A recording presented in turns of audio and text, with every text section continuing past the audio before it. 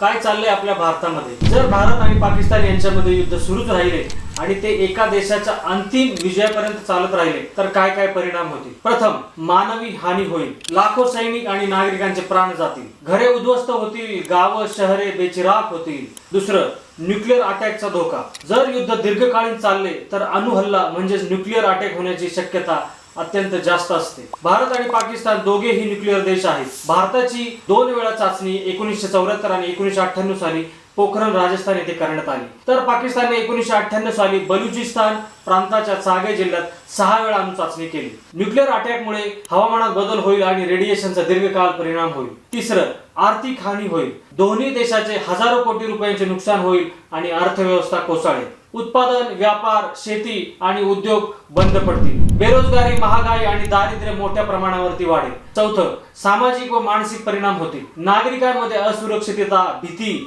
व द्वेष निर्माण होईल। धार्मिक तेढ आणि अंतर्गत दंगली वाढू शकतात। पाचवं, सांस्कृतिक व ऐतिहासिक हानी होईल। ऐतिहासिक वारसा असणारे स्थळे, मंदिरे, वास्तू नष्ट होतील। हजारो वर्षांची सांस्कृतिक परंपरा संपुष्टात येऊ शकते। तुम्हाला काय वाटतं, भारत आणि पाकिस्तान युद्ध चालू राहिलं पाहिजे का युद्ध थांबलं पाहिजे? नक्की कमेंट करून सांगा। आणि व्हिडिओ आवडला असेल तर नक्की लाईक करा, कमेंट करा आणि शेअर करा। आणि अशाच नवनवीन व्हिडिओसाठी स्टार विजय टॉक्स या अकाउंटला फॉलो करा।